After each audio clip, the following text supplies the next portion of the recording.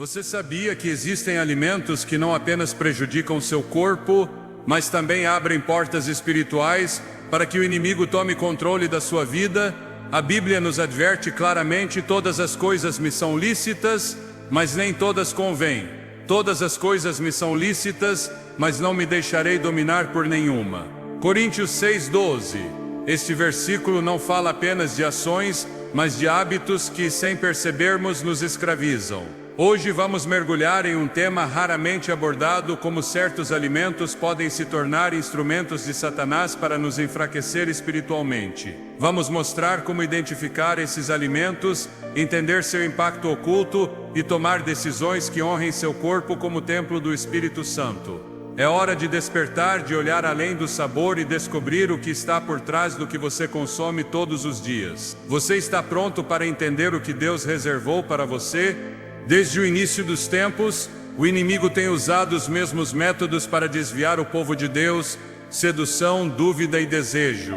E embora pensemos que suas estratégias são sempre grandiosas e evidentes, a verdade é que muitas vezes elas operam no cotidiano, no que parece inofensivo, no que acreditamos não ter nenhuma implicação espiritual. E se eu te dissesse que o que você come, aquilo que você coloca no seu corpo diariamente, pode ser uma ferramenta que Satanás usa para te enfraquecer, confundir seu discernimento e escravizar sua vontade? As Escrituras nos ensinam que o corpo não é apenas matéria, ele é templo do Espírito Santo. Em Coríntios 6:19, somos lembrados: acaso não sabem que o corpo de vocês é templo do Espírito Santo, que está em vocês e que receberam de Deus? Vocês não pertencem a si mesmos. Essa afirmação vai muito além de uma doutrina sobre saúde. É uma verdade espiritual profunda que nos confronta com a realidade de que tudo o que fazemos com nosso corpo, incluindo o que comemos, tem consequências eternas.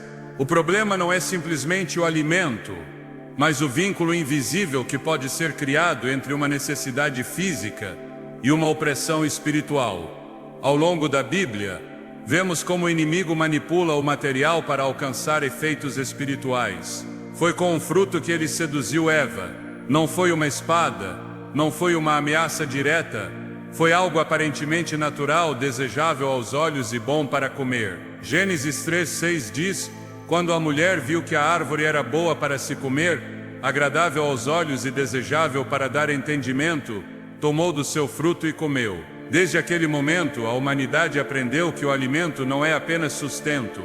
Ele também pode ser um instrumento de queda, e continua sendo hoje, quando Satanás usa a comida, não apenas para destruir corpos, mas para nublar a alma, adormecer o espírito e, acima de tudo, afastar o crente do controle de Deus.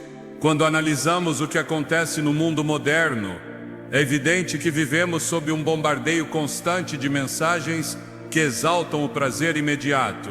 Nos ensinam a comer por ansiedade, por impulso, por hábito. Não comemos para viver, vivemos para comer.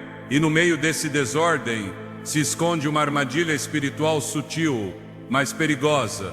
Muitos não compreendem que o apetite mal direcionado é um dos meios mais antigos e eficazes que o inimigo tem usado para romper a comunhão entre Deus e o homem. Em Filipenses 3:18-19, Paulo adverte com lágrimas nos olhos: pois muitos andam por aí, dos quais muitas vezes falei, e agora falo chorando, que são inimigos da cruz de Cristo. O destino deles é a perdição, o Deus deles é o ventre, e a glória deles está na sua vergonha. Eles só pensam nas coisas terrenas. Este trecho não se refere a pessoas afastadas da fé, mas àqueles que, tendo conhecido a verdade, acabaram servindo aos seus impulsos em vez de se submeterem à direção do Espírito. O problema com esses hábitos aparentemente pequenos é que eles abrem portas. Você começa comendo por ansiedade e termina justificando a falta de domínio próprio em outras áreas. Perde clareza espiritual, deixa de discernir a voz de Deus, e sem perceber se torna cada vez mais fraco diante das tentações. É uma progressão lenta, mas eficaz, como o povo de Israel no deserto, que após ser liberto por mão poderosa, começou a reclamar da comida. Em Números 11:4-6 está registrado: o povo estrangeiro que se misturou com eles teve um desejo ardente. E os filhos de Israel também voltaram a chorar, dizendo: quem nos dará carne para comer?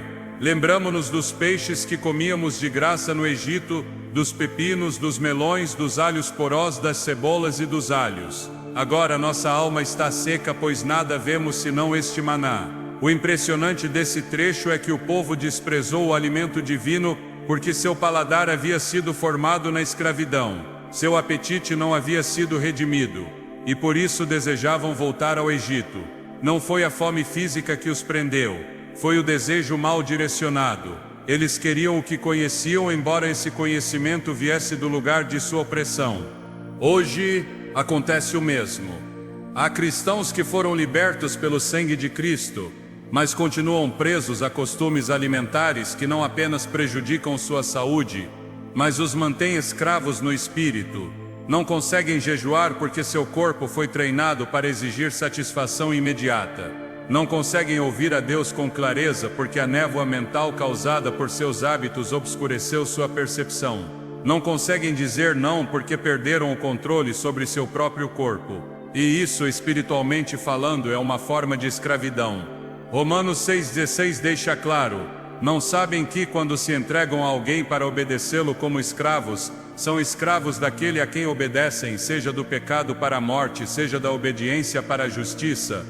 Esta mensagem não é sobre legalismo. Não se trata de impor regras dietéticas ou substituir a graça por uma lista de proibições. É um chamado urgente para despertar espiritualmente, para ver com os olhos do Espírito que o mundo normalizou. Porque por trás de muitos hábitos há fortalezas invisíveis. Há alimentos que não são apenas alimentos, são correntes disfarçadas. E você não saberá disso até começar a observar o que acontece em você cada vez que decide romper com um desses padrões. É difícil abandonar certo produto, você sente ansiedade quando não o consome, perde a paz se ele falta. Esses são sinais claros de que você não está no domínio, mas sob domínio. O inimigo conhece essa fraqueza. Por isso transformou a indústria alimentícia em um campo de batalha espiritual. Não é coincidência que muitos dos produtos que consumimos hoje sejam projetados para provocar dependência, alterar os químicos cerebrais e nos manter em um estado de dependência contínua, não apenas física, mas emocional e espiritual. Satanás não precisa usar uma possessão demoníaca quando pode te controlar com um simples hábito que você mesmo escolheu. Ele não precisa gritar no seu ouvido se pode atordoar sua alma com o rugido silencioso do excesso. E o mais alarmante é que muitos crentes não veem isso como um terreno espiritual, quando na verdade é. Em Provérbios 23, 20 e 21, encontramos uma advertência clara: não estejas entre os berrões de vinho, nem entre os comilões de carne, porque o beberrão e o comilão empobrecerão, e o sono os fará vestir andrajos. Esse empobrecimento não é apenas financeiro, é espiritual. É um empobrecimento de visão, de sensibilidade, de poder espiritual. Jesus mesmo, antes de iniciar seu ministério, enfrentou essa batalha no deserto. O inimigo o tentou primeiro com pão, não com fama, não com poder, mas com alimento. Porque sabia que, se conseguisse fazer Jesus usar seu poder para satisfazer sua fome, teria quebrado sua dependência do Pai. Mas Jesus respondeu com palavras eternas: está escrito, nem só de pão viverá o homem, mas de toda a palavra que procede da boca de Deus. Mateus 4:4. Essa declaração não é apenas um princípio, é uma estratégia espiritual. Quando você entende que o que realmente te alimenta não é o pão, mas a palavra, começa a tomar decisões a partir de um lugar de liberdade, não de compulsão. Há momentos em que Deus te chama para jejuar, para te negar, para discernir o que você consome, não porque quer te castigar, mas porque deseja te libertar. O domínio próprio é um dos frutos do Espírito, e como todo fruto, exige cultivo, intencionalidade e perseverança. Gálatas 5, 22, 23 diz: mas o fruto do Espírito é amor, alegria, paz, paciência, benignidade, bondade, fidelidade, mansidão, domínio próprio. Contra essas coisas não há lei. Quando você pratica o domínio sobre seu corpo, algo começa a mudar dentro de você. seu discernimento se aguça, sua sensibilidade espiritual se eleva, sua mente se clareia, suas orações se intensificam. É como se um véu se rasgasse, e você começa a ver com mais nitidez o que antes passava despercebido. Essa clareza é um presente de Deus, mas vem após o sacrifício. Muitas pessoas que começam a mudar seus hábitos alimentares relatam não apenas melhorias físicas, mas também espirituais. Sentem-se mais próximas de Deus, conseguem orar com maior concentração, têm sonhos mais claros, ouvem com mais facilidade a voz do Espírito. E não é mágica, é o fruto de uma obediência concreta. Em Isaías 58, Deus fala sobre o jejum que ele escolheu. Não é apenas se abster de comida, é romper julgos, liberar cargas, deixar de fazer o que não agrada a Deus. O versículo 6 resume: não é este o jejum que escolhi: soltar as cadeias da injustiça, desatar os jugos da opressão, deixar livres os oprimidos e romper todo jugo. Em outras palavras, há correntes que só se quebram quando o corpo se submete, quando o apetite se rende, quando o coração busca a Deus acima do prazer. Esse primeiro passo não é fácil. Implica se observar com honestidade, reconhecer quais alimentos têm poder sobre você, admitir que há hábitos que você justificou por anos. Mas é exatamente nesse ato de sinceridade que a verdadeira liberdade começa, porque o que não é nomeado não é vencido, e o que é justificado não é transformado. Jesus veio para libertar os cativos, e isso inclui aqueles que estão cativos de si mesmos. Não podemos falar de santidade sem falar de disciplina. Não podemos clamar por avivamento enquanto continuamos alimentando fortalezas espirituais com nossas decisões diárias. Hoje é um dia de decisão. Talvez você tenha sentido que sua vida espiritual está estagnada, que sua mente está nublada, que suas orações não fluem.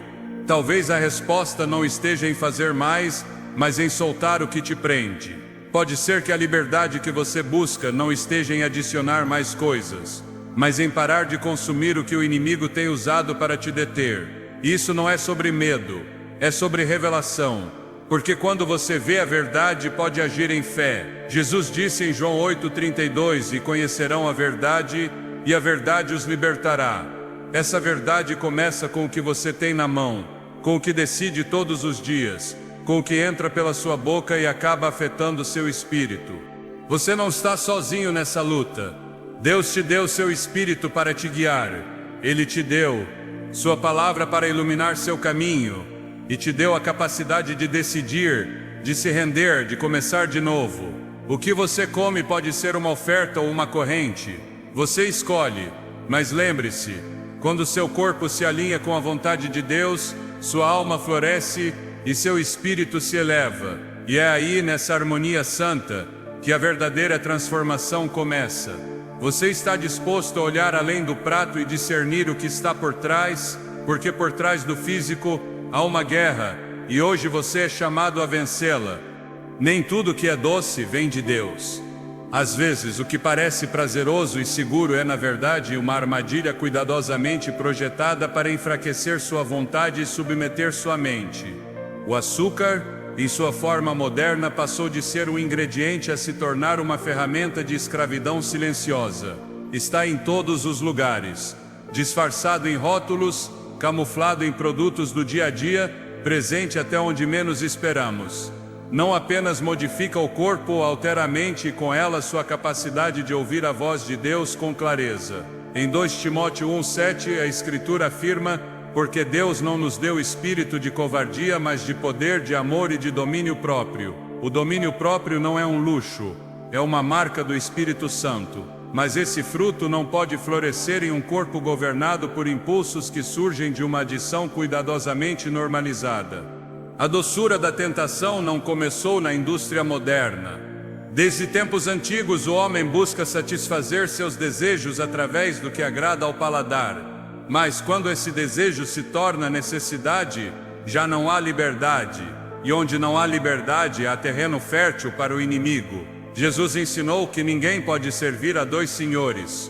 E embora em seu contexto ele falasse de riquezas, o princípio se estende a qualquer coisa que governa o coração. Se seu corpo clama por açúcar todos os dias e sua mente se nubla quando não o obtém, você está diante de um conflito espiritual disfarçado de costume diário.